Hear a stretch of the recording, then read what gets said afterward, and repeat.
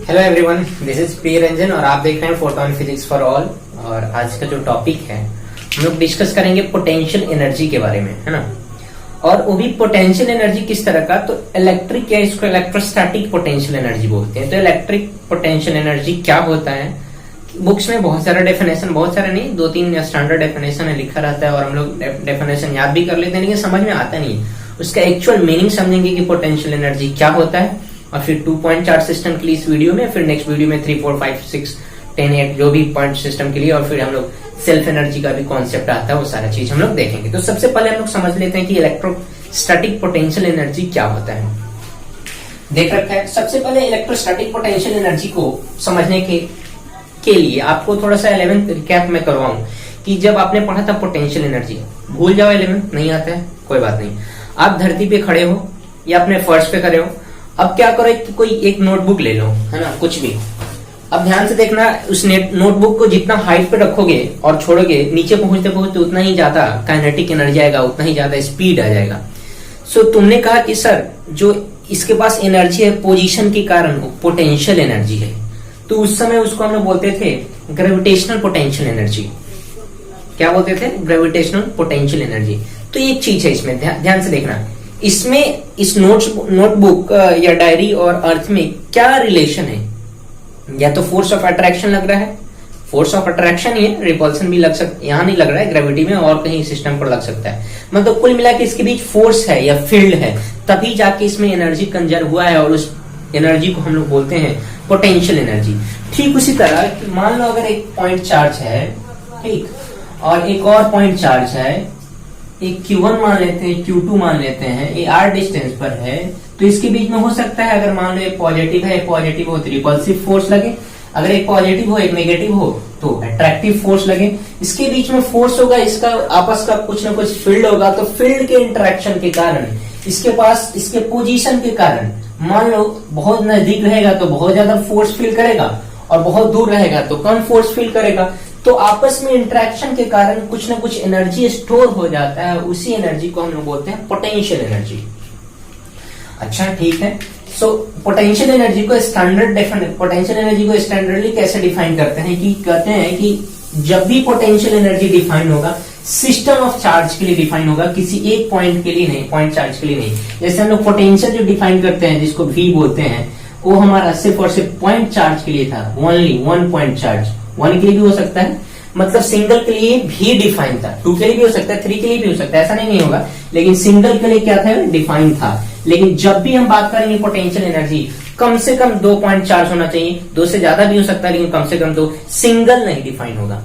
सो कैसे single define नहीं होगा, क्या रीजन है और स्टैंडर्ड डेफिनेशन क्या है, तो कहता है कि किसी भी सिस्टम में, मान लो हम बात करेंगे ये एक पॉइंट चार्ज है, एक दूसरा पॉइंट चार्ज है, एक तीसरा पॉइंट चार्ज है, तो ये 3 पॉइंट चार्ज का एक सिस्टम है। इस सिस्टम को मेंटेन रखने के लिए जो एनर्जी रिक्वायर्ड होती है, इन तीनों के चार्ज के पोजीशन के कारण जो एनर्जी सिस्टम में है, उसी एनर्जी को हम लोग क्या बोलेंगे, इलेक्ट्रोस्टैटिक पोटेंशियल एनर्जी।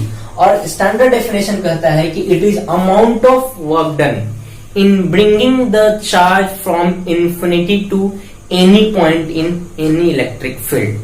क्या कहने का मतलब है कि अब ऐसा नहीं, ये 3 चार्ज का सिस्टम बना हुआ है, तो तीनों का तीनों चार्ज पहले हमारा इंफिनिटी पे होगा, रेफरेंस पॉइंट जिसको बोलते हैं। इंफिनिटी की जगह रेफरेंस पॉइंट यूज किया जाता है, हम लोग तो मोस्टली इंफिनिटी यूज करते हैं और एनसीईआरटी के अकॉर्डिंग भी इंफिनिटी है, लेकिन अगर स्टैंडर्ड लैंग्वेज बोले तो रेफरेंस पॉइंट होता है, क्योंकि इंफिनिटी तो हमने देखा नहीं है। और रेफरेंस पॉइंट का पोटेंशियल हम लोग 0 मान लेते हैं, और जब भी हमारा पूरा का पूरा चार्ज होता है रेफरेंस पॉइंट पे होता है। अब कहता है कि देखो अब इस सिस्टम में यहाँ पर कुछ नहीं है, तो पहला चार्ज को लाएंगे तो कोई एक्सटर्नल फोर्स अपोज नहीं करेगा, लेकिन जब दूसरे चार्ज को लाएंगे तो इसका फील्ड इसको अपोज करने लगेगा, तो एक्सटर्नल को कुछ ना कुछ वर्क डन करना पड़ेगा। अरे भाई साहब, स्प्रिंग को अगर तुम खींचते हो या फिर कंप्रेस करते हो तो वर्क डन करना पड़ता है कि नहीं, फील्ड के अगेंस्ट वर्क डन करना पड़ता है, तभी तो स्प्रिंग में जाके पोटेंशियल एनर्जी स्टोर होता है। ठीक उसी तरह फील्ड के अगेंस्ट यहाँ वर्क डन करना पड़ेगा। पहले दफा कोई वर्क डन नहीं करना पड़ा था, लेकिन दूसरी दफा वर्क डन करना पड़ेगा क्योंकि पहले से एक चार्ज है, और तीसरी दफा जो चार्ज आएगा उसको भी वर्क डन करना पड़ेगा, और उस समय इसके अगेंस्ट भी वर्क डन करना पड़ेगा और इसके अगेंस्ट भी वर्क डन करना पड़ेगा। तो ये जो मान लो वर्क डन पहला हुआ, ये वर्क डन दूसरा हुआ, दूसरा में 2 वर्क डन होगा, दूसरा और तीसरा, इसके कारण भी इसके कारण भी 2 और 3 जोड़ लेते हैं, तो जो टोटल वर्क डन हुआ। अब ऐसा नहीं डिफाइन किया जा रहा है कि यूनिट पॉजिटिव चार्ज, नहीं, सिस्टम के चार्ज को, यूनिट नहीं है, सिस्टम के टोटल चार्ज को इन्फिनिटी से किसी भी पॉइंट पर लाके रखने पे जो एनर्जी रिक्वायर्ड होता है या जो वर्क डन होता है एक्सटर्नल एजेंट के थ्रू, उसी वर्क डन के को हम लोग बोलते हैं पोटेंशियल एनर्जी। स्टैंडर्ड डेफिनेशन दिया जाए तो it is the amount of work done in bringing the charge from infinity और reference point to any point. किसी भी पॉइंट पर लाके रखने में, किसी भी चार्ज को लाके रखने में जो वर्क डन करना पड़ता है, उसी वर्क डन को हम लोग क्या बोलते हैं, पोटेंशियल एनर्जी। और पोटेंशियल एनर्जी कभी भी एब्सोल्यूट नहीं होता है कि मान लो हम कह दे कि अच्छा पेन इतना पे है और यहाँ पर मान लो यहाँ पे टेबल है और ये पेन है, किसका एनर्जी, अब जब हम इसको गिराएंगे पेन को नीचे तो कम वेलोसिटी होगा। तो हम लोग टेबल से रेफरेंस ले रहे हैं तो इसका वेलोसिटी कम है। अगर टेबल को हटा दूं और फर्श पे कहूं कि गिरेगा तो वेलोसिटी बढ़ेगा कि नहीं, तो है तो पोजीशन उसका वही, लेकिन इसका अब की बार इसका पोटेंशियल बढ़ गया, मतलब पोटेंशियल एब्सोल्यूट नहीं है। पेन तो वही है भाई साहब, इसका औकात तो वही होना चाहिए, लेकिन टेबल के रेफरेंस में कम है और फर्श के रेफरेंस में ज्यादा। तो कभी भी पोटेंशियल एनर्जी एब्सोल्यूट नहीं होता, कभी भी पोटेंशियल एनर्जी डिफरेंस के टर्म में होगा, रिलेटिव होगा। सो पोटेंशियल एनर्जी आपने समझा, पोटेंशियल एनर्जी मोटा मोटी अगर समझे बोलचाल की भाषा में, तो किसी भी सिस्टम को मेंटेन रखने के लिए आपस में इंटरेक्शन के कारण जो एनर्जी होता है, उस एनर्जी को हम लोग बोलते हैं पोटेंशियल एनर्जी। और पोटेंशियल एनर्जी का स्टैंडर्ड डेफिनेशन क्या है, it is amount of work done by external agent in bringing the charge from infinity to और इन्फिनिटी और reference point to any point. किसी भी पॉइंट पर लाके रखने में, इस चार्ज को रखने में जो हमें वर्क डन करना पड़ेगा, उसी वर्क डन को हम लोग क्या बोलेंगे, पोटेंशियल एनर्जी। ठीक, तो आपने पोटेंशियल एनर्जी समझा, और जो मैं बोल रहा हूं उसको कॉपी में राइट डाउन कर लेना, वही तुम्हारा स्टैंडर्ड डेफिनेशन हो जाएगा। और इसको लिखने में टाइम पास हम लोग नहीं करते हैं। चलो ठीक है, पोटेंशियल एनर्जी तुमने समझा। अब पोटेंशियल एनर्जी के बारे में मोटा मोटी कुछ लिख लेते हैं कि होता क्या है, कैसे इसको स्केलर है, वेक्टर है, डिनोट क्या करते हैं, ये सारा चीज तो थोड़ा लिखना बनता है। सो मैंने कहा कि पोटेंशियल एनर्जी को डिनोट किससे करते हैं, इसको यू से, और वो भी कैपिटल यू से, है ना। It is not absolute, absolute नहीं होता है, always in terms of difference के टर्म में दिया जाता है। और इन टर्म्स ऑफ डिफरेंस को हम लोग बोल सकते हैं रिलेटिव क्वांटिटी है। ऐसा क्वांटिटी है किसी पर डिपेंड करता है, इसे रेफरेंस पे डिपेंड करता है, रिलेटिव क्वांटिटी है। ऐसा यूनिट की हम बात करें तो इसका ऐसा यूनिट जॉल होता है, ठीक ना। अच्छा, अब इसका ऐसा यूनिट है तो डायमेंशन की भी बात कर लो। डायमेंशन जो वर्क डन का डायमेंशन होता है वही होता है mL2T-2, ठीक। और स्टैंडर्ड डेफिनेशन से पोटेंशियल एनर्जी को हम लोग डिफाइन करेंगे U final minus U initial equal to work done by external force. बस याद रखना, work done by external force. मैं ऐसे भी कर सकता हूँ, इनिशियली हम लोग इनफाइनाइट से लाते हैं तो इनिशियल उसका पोटेंशियल एनर्जी 0 होता है, तो U final minus 0 equal to work done by external. याद होगा पीछे का थ्योरी, अगर वर्क डन बाय एक्सटर्नल को मैं कुछ और लिखना चाहूं तो ये लिख सकता हूं U final minus U initial equal to negative of work done by field का वर्क डन का नेगेटिव और एक्सटर्नल का वर्क डन दोनों बराबर होता है। मैं तुम्हें थोड़ा बहुत और कॉन्सेप्ट समझाऊं पोटेंशियल का, तो तुम याद है तुम पोटेंशियल का डेफिनेशन कैसे दिया करते थे, work done by external upon charge is equal to V। तो वर्क डन बाय एक्सटर्नल का वैल्यू क्या लिखते थे, Q इंटू V। लिख सकते हो क्या मैं यही वर्क डन यहाँ पर यूज कर सकता हूँ? तो आप लिख सकते हैं final potential energy minus initial potential energy is equal to work done by external की जगह लिख सकते हैं Q इंटू V। ये बहुत काम का चीज है, अदर में। ये बहुत काम का चीज है। यहाँ से और कुछ यूनिट निकाल सकते हो पोटेंशियल एनर्जी का। देखो तो पोटेंशियल एनर्जी का और यूनिट निकाल सकते हो, जूल, वोल्ट और ये जूल, सॉरी कूलाम। सो वोल्ट कूलाम को हम लोग जूल भी बोल सकते हैं, ठीक ना। ऐसा यूनिट ही है लेकिन कुछ अलग है, हटके। सो हमने देखा कि इसको डिनोट करते हैं इससे, ये हमेशा एब्सोल्यूट नहीं होता है, या हमेशा ही एब्सोल्यूट नहीं होता है, हमेशा रिलेटिव होता है, मतलब डिफरेंस के टर्म में होता है। ऐसा यूनिट देखा, डायमेंशन देखा और हमने फॉर्मूला देखा है ना। ये फॉर्मूला देखा, ये सारा चीज हमने देख रखा है। सो बेसिक डेफिनेशन तो मैं बोल ही चुका हूँ, आप डेफिनेशन लिख चुके होगे। इसके नीचे ये सारा चीज उतार लेना है, और जो फॉर्मूला है ये फॉर्मूला, ये वाला फॉर्मूला याद रखोगे, इसके टर्म में भी फॉर्मूला याद रखोगे। अब इसी फॉर्मूला से हम लोग डिराइव करेंगे। और मैंने बोला ना कि ये रिलेटिव होता है।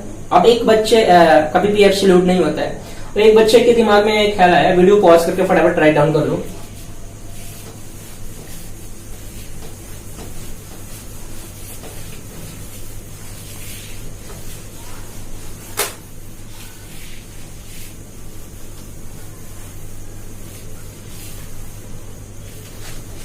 कि सर आपने तो कहानी कह दिया है ना, आपको जो मन में आया कह दिया आपने। मैं थोड़ा सा आपसे ये पूछना चाहता हूँ कि एक सेल को अगर मैं रखूं और इस पे चार्ज क्यू दे दूं, क्या इसमें पोटेंशियल एनर्जी नहीं है? क्या इसमें पोटेंशियल एनर्जी नहीं है? तो इसमें पोटेंशियल एनर्जी तक क्या है? मतलब सेल को उठाऊंगा, इन्फिनिटी पे डालूंगा, फिर सेल को उठा कर लाऊंगा यहाँ पे इन्फिनिटी, यहाँ पे डाल दूंगा। कोई पहले से भी फील्ड नहीं था, बाद में भी लागू तो कोई फील्ड नहीं। जब तक फील्ड नहीं होगा तब तक हमें वर्क डन नहीं करना पड़ेगा, तो कोई कॉन्सेप्ट नहीं बनता है। मैंने कहा कि देखो, तुम्हारे पास 3 पॉइंट चार्ज हुआ करता था, तो तुमने तीनों को रखा था और बारी बारी से एक एक पॉइंट चार्ज लाया था। अब हमारे पास जो पॉइंट चार्ज है वो कंटिन्यूअस बॉडी पर डिस्ट्रीब्यूटेड है, सेल पर है। सो अगर मैं चाहूंगा सेल को ऐसे कहेगा कि इसका पोटेंशियल एनर्जी होता है कि नहीं, मैंने कहा होता है, इसका भी पोटेंशियल एनर्जी होता है, इलेक्ट्रोस्टैटिक पोटेंशियल एनर्जी। सो उसका नाम अलग है। तुम सोचो कैसे कैसे हो सकता है। हमने कहा कि सर मैंने इसको यहाँ पे रखा, एक बार उठा के इन्फिनिटी पे डाला, फिर उठा के लाऊंगा, कोई फर्क नहीं पड़ता। हमने कहा इसको छोटे छोटे इनफाइनाइट नंबर ऑफ टुकड़ों में बांट दो और हर एक टुकड़ा का चार्ज रखो dq, है ना। अब सोचो कि एक बार पूरे का पूरा सेल इन्फिनिटी पर है और अब ला जो रहे ना तो छोटा छोटा चार्ज ला रहे हैं, छोटा dq dq dq dq। तो ये खुद में है या कुछ और है? ये किसी सिस्टम में खुद ब खुद है या खुद में है? ये जो छोटा छोटा चार्ज dq dq dq है, खुद का कंस्ट्रक्शन है इसका, किसी और का नहीं है। इसलिए इस टर्म में जब हम लोग कंटिन्यूअस बॉडी के लिए पोटेंशियल एनर्जी लिखेंगे, उसका स्पेशल नाम होता है सेल्फ एनर्जी। सेल्फ एनर्जी ये हमारा लास्ट टॉपिक होगा पोटेंशियल एनर्जी का। तो सेल्फ एनर्जी कब होता है? जब हम पोटेंशियल एनर्जी किसके लिए लिखना स्टार्ट करें? जब कंटिन्यूअस बॉडी, सॉलिड स्फीयर हो सकता है, हॉलो स्फीयर हो सकता है, रिंग हो सकता है, whatever the continuous body you have, आप पोटेंशियल एनर्जी लिख सकते हो। लेकिन उसके लिए जो पोटेंशियल एनर्जी लिखा जाएगा उसका नाम पोटेंशियल एनर्जी ना रखे क्या होगा? Self energy. सो हमने बेसिक सब कुछ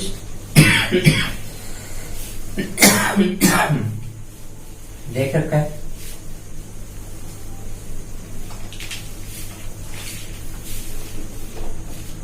चलो अब हम लोग देखेंगे potential energy due to 2 point charge system. Potential energy due to 2 point charge system ऐसा सिस्टम है जिसमें 2 पॉइंट चार्ज है, एक नहीं दो। तो इसको बनाने का 2 तरीका भाई साहब, दोनों। चलो अब हम लोग देखते हैं potential energy due to 2 point charge system. इसको देखने का 2 तरीका है, इसको बनाने का 2 तरीका है, दोनों तरीका बारी बारी से देखेंगे। हम लोग पहले सिस्टम ड्रॉ कर लेते हैं कि 2 पॉइंट चार्ज है, एक पहला Q1 है, एक Q2 है और ये r डिस्टेंस पे है। इसमें कितना एनर्जी स्टोर होगा? जो एनर्जी स्टोर होगा उसको हम लोग बोलेंगे इलेक्ट्रोस्टैटिक पोटेंशियल एनर्जी। और हम लोग देखते हैं होता क्या है। पहला मेथड हमने कहा बेसिक से हम लोग चलेंगे कि sir U final minus U initial is equal to, आपने कहा है कि sir work done by external, work done हम लोग क्या लिखेंगे? QE, आने वाला चार्ज है Q2। अरे वर्क डन का क्या फॉर्मूला होता है? सबसे पहले लिख लेते हैं work done by external. Work done का फॉर्मूला होता है कि जो फोर्स लगे एक्सटर्नल डॉट dr, काम कंप्लीट, तुमने कहा कि सर मेरे पास थोड़ा स्पेस की कमी है तो ऐसे ऐसे ऐसे लिख रहा हूँ, लेकिन ये स्टैंडर्ड तरीका नहीं होता है। आप जब भी नोट करोगे इसके बाद नीचे नीचे नीचे नीचे करते हो। अब मैंने कहा कि ठीक है, F को लिखेंगे Q, आने वाला चार्ज Q2 है, U इंटू E। अरे फोर्स होता है ना भाई साहब, F equal to Q E, कितना फोर्स लग रहा है आने वाले चार्ज पे Q2 और इंटू E डॉट dr। अब मैं स्टैंडर्ड से डेफिनेशन से अपना सब कुछ लिखूंगा। Q2 बाहर करा मैंने, अब लिखूंगा F एक्सटर्नल Q2। ए जो लगता है वो माइनस लग जाता है, क्योंकि मैंने शुरुआत में जब पोटेंशियल डेराइव कराया था तो बताया था कि ए फोर्स लगता है इधर, F जो लगता है हमारा FE, ए लगता है इधर, और एक्सटर्नल जो लगता है वो इधर, दोनों के बीच का एंगल है 180। तो अगर इधर आई है तो इधर बोलते हैं माइनस आई, और इधर आई, ठीक उसी तरह इधर ई है, क्यू ई है तो इधर बोलेंगे माइनस क्यू ई, इसलिए यहाँ पे माइनस लग जाता है। ठीक, सो अब Q2 बाहर करा मैंने माइनस साइन के साथ, ये रहा तुम्हारा E। E की जगह लिखेंगे KQ/R², होता है पॉइंट चार्ज के कारण। अब कौन से पॉइंट चार्ज के कारण? तो Q1 के कारण, तो हमने लिख दिया KQ1/R²। फिर dr को dr लिखा और cos लिखा 180। A डॉट डी का फॉर्मूला होता है AB cos थीटा, इसलिए। और जब हम लोग dr की कैलकुलेशन कर रहे हैं तो dr धीरे धीरे धीरे धीरे धीरे डिक्रीज हो रहा है, तो dr हमारा नेगेटिव हो रहा है, इसलिए इसको नेगेटिव बोल दिया। अब 180 -1 होता है, -1 मिलके प्लस हो जाएगा। अब कहां से आ रहा है? तो इन्फिनिटी टू कोई जो पॉइंट है R, वहां पे काम खत्म। U final minus U initial equal to minus Q2। K constant है, Q1 कांस्टेंट है, बाहर कर देंगे और हमारा सिर्फ और सिर्फ इंटीग्रल बचेगा R⁻⁻2 dr infinity to R। मैंने क्यों करा? नीचे पावर पॉजिटिव, ऊपर जाके नेगेटिव, और dr है -1 और 180 कैंसिल आउट हो जाएगा। फिर हम लोग क्या कर लेंगे? Minus K Q1 Q2। अब इसको इंटीग्रेट करेंगे तो R⁻⁻1 divided by -1 infinity to R। इस माइनस को कटा दूं तो U फाइनल -0। इनिशियल इन्फिनिटी पे कोई पोटेंशियल नहीं होता है तो 0 equal to K Q1 Q2। R⁻⁻1 को लिख सकते हैं 1/R, तो 1/R -1 infinity. Upper limit R, उसके बाद माइनस लाकर लोअर लिमिट 1/इन्फिनिटी का वैल्यू हो जाता है 0। तो कुल मिला के हमारे पास पोटेंशियल आया है K Q1 Q2/R। जब आपसे potential energy actual 2 number 3 number जो भी है 2 मार्क्स 3 मार्क्स में अगर पूछा जाए K Q1 Q2/R, potential energy for 2 point system derive करने के लिए, तो ये यूज करोगे स्टैंडर्ड डेफिनेशन से। कब? जब आपसे ये पूछा जाए कि जो पोटेंशियल एनर्जी है 2 पॉइंट सिस्टम के लिए उसको डिराइव करो, डिड्यूस करो, तब। अगर आपसे नहीं पूछा जाए, सिंपल लिखने के लिए कहा जाए, 1 मार्क्स में पूछा जाए, और ये शॉर्टकट क्या तरीका होता है उसको भी हम बता रहे हैं। स्टैंडर्ड डेफिनेशन जब हम लोग कर रहे थे तो फॉर्मूला हमने लिखा था कि U final minus U initial, U final minus U initial, V मत समझ लेना भाई साहब, is equal to Q into V। बोला था ऐसे, है ना? V या डेल्टा V ऐसे मानो, बोला ही था, क्या लिखा गया था। मैंने कहा कि ठीक है, बहुत अच्छी बात है। आप देखो U final minus U initial 0 equal to आने वाला चार्ज, ठीक ना? पहला जब Q1 Q2 दोनों चार्ज इन्फिनिटी पे रहेगा तो पहला चार्ज आने में कोई वर्क डन नहीं करना पड़ेगा, कोई पोटेंशियल एनर्जी नहीं। सो आने वाला चार्ज जो दूसरी दफा होगा Q2 ही होगा। और जो पोटेंशियल लिखा जाता है जो पहले से चार्ज प्रेजेंट है, पहले से चार्ज कौन प्रेजेंट है? Q1। मैंने कहा, तुमने कहा कि सर क्या बात करते हो कि मैं नहीं चाहता हूं, मैं चाहता हूं कि पहले से Q2 चार्ज प्रेजेंट हो, तो एज इट इज मान लो, कोई फर्क नहीं पड़ता है। कि मान लो तुम्हारा कहना है कि नहीं सर दोनों इन्फिनिटी पर है, पहले मैं Q1 नहीं लाऊंगा, मैं पहले लाऊंगा Q2। मैंने कहा कोई बात नहीं, Q2 लाओगे तो अब यहाँ पर लिखना पड़ेगा Q1 और पोटेंशियल ड्यू टू Q2। अगर तुम कहते कि नहीं सर एज इट इज रहने दो पहले जैसा ही, कि पहले हम लाएंगे Q1, तो मैंने कहा कोई बात नहीं, दूसरी बार ला रहे हैं Q2, तो यहाँ लिखेंगे Q2 और पोटेंशियल ड्यू टू 1, और दोनों का आंसर सेम आएगा। देखो U फाइनल -0 को रहने देते हैं, Q2 potential due to any point charge system KQ/R होता है। तो किसके लिए 1 के लिए लिख रहे हैं? तो K Q1, और कितना दूरी पर लिख रहे हैं? R डिस्टेंस पे। सो V, ये V नहीं है भाई साहब, U है, U फाइनल का वैल्यू हमारे पास आया है K Q1 Q2 by are. एक फायदे का चीज तब होता है, ये जो सेकंड मेथड है, जब हम लोग 2 3 4 2 के नाम है 3 4 5 6 7 10 के लिए 20 के लिए जो भी जितना के लिए लिखना चाहते हैं तब ये फायदे का चीज होता है, तब वहां हम लोग पोटेंशियल लिखते हैं और 4 से मल्टीप्लाई कर देते हैं, काम बन जाता है। लेकिन 2.4 सिस्टम में जब भी आपको बोर्ड में पूछा जाएगा तो इसको आप रिड्यूस करोगे और मार्क्स अच्छा आएगा। ये करोगे तो मार्क्स तो देगा, लेकिन उतना मार्क्स फुल मार्क्स नहीं मिलेगा, इस बात का ख्याल रखोगे। ये शॉर्टकट मेथड है, ये भी समझ में आएगा। दोनों से देखो पोटेंशियल का फॉर्मूला यू फाइनल मतलब यू ही, पोटेंशियल का फॉर्मूला वही है के Q1 Q2 बाई आर, वहां भी है के Q1 Q2 बाई आर। इस तरह से हमने देखा कि जो पोटेंशियल है क्या है, पोटेंशियल ड्यू टू 2.4 सिस्टम या electric potential due to 2.4 system हमारा है के Q1 Q2 बाई आर।